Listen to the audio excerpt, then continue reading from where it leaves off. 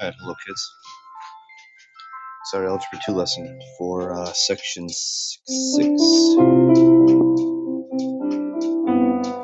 We're solving radical equations of this type. That's the nature of the problem we're solving right now. So I'm going to just remind you, many people just look at this equation right here and shout that the answer is 10 because they took the square root of both sides.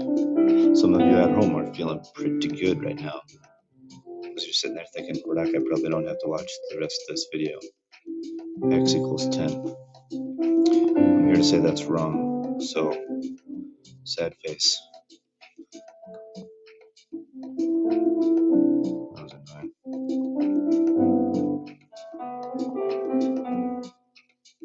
Here's why. The opposite function to squaring is the opposite function to squaring is square rooting, and then verse versa here. The opposite to square rooting is squaring. So you actually take both sides and square it. I know, now you're thinking 1,000. That's so easy. And I'm thinking, no, 100 times 100 is not 1,000. It's 10,000. Some of you might have to ask Siri. Hey Siri, what is 100 times 100? Anybody's device just do that. And as per usual in this section, it stinks, but you're going to have to check your answer each time. So I'm going to put 10,000 into my original equation and ask myself, is the square root of 1,000 100? It is. So now I'm happy. Great. This expression is identical to the square root of x. Hopefully we recall that x to the 1/2 is the same as the square root of x. They mean the same thing. So here's a way you could get rid of that. If you raise this to the power of 2, now what's actually happening here? The easy side is 16. Rules of exponents allow you to multiply those. What you get is x to the power of 2/2 or 1, which is just x. So in other words, we're just using concept of inverses. Again, I'm going to check if I take my original equation. Is 16 to the power of 1/2 4?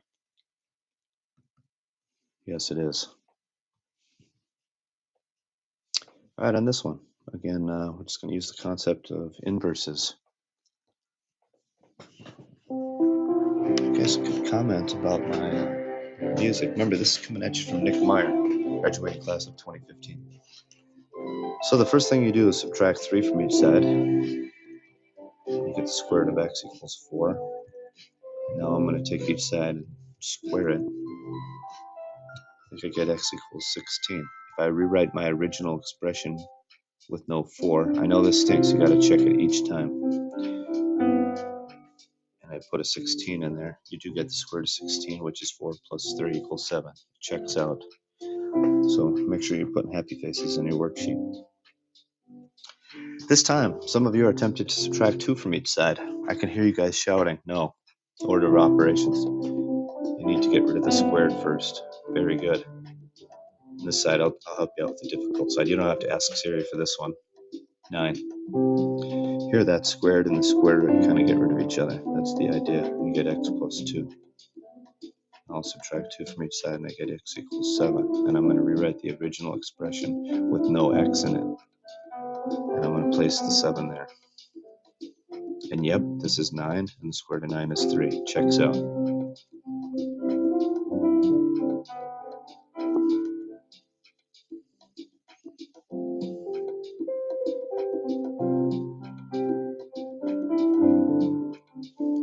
Alright, let's run off to the next problem.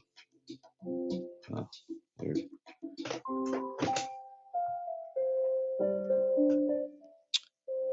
This color's coming at you, I think it's orange. Again, this stuff is on the inside, I can't get at it yet, so first thing I have to do is square both sides. I get 2x plus 1 equals 16. Now I subtract 1 from each side. I know some of you are like, seems like these always work. We could always take 7.5, put it in there, double it, get 15, add 1, get 16, take the square root of 16, which is 4. Seems like we're always going to be happy. I'm going to show you one that doesn't work. The square root of x equals -3. So you may be tempted to square both sides, which is fine, and you get x equals 9. Well, I ask, if I put a 9 in there, is that a true statement? It is not. So sad.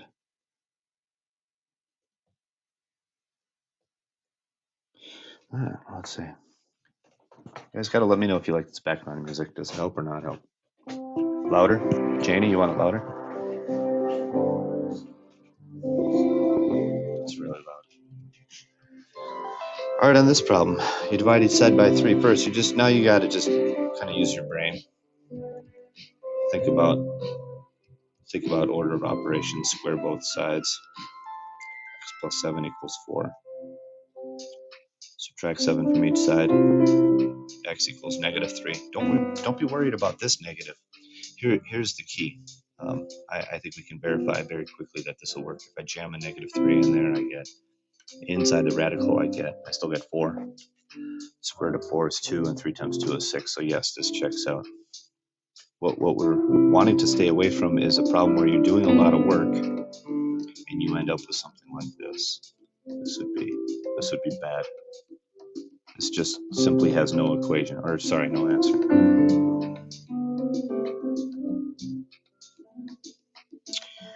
All right, let's try a cube root. Don't forget that x to the 1/3 is the same as the cube root of x. So really what we're looking for here is what number, or pardon me, the cube root of what number is 2. Maybe it's obvious. The way you get rid of that cube root is to cube it. That's the opposite operation. And you get x equals 8. With cube roots, you don't have to be too worried about positive or negatives. We'll still check it out. If I jam an 8 in here, look at how clever that is. I use the x. Is the cube root of 8 2? Yes.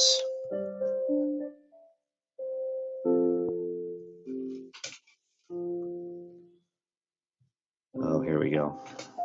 Fractions. I'm going to show you how easy this is. Let's see. Let's pick a nice color to describe my mood. There we go. Dark gray.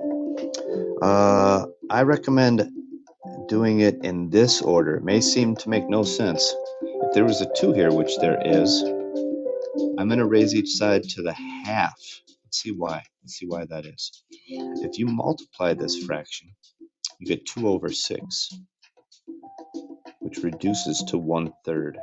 So in other words, that goes away, and you are left with 1/3. That's good. Now, this is just the square root of 16. That's 4. So you're going to want to deal with that first. Commonly, this is how these problems work. How do we get rid of 1/3? We cube it. 4 cubed. 12. Just kidding. 64. Trust me, we could check it out.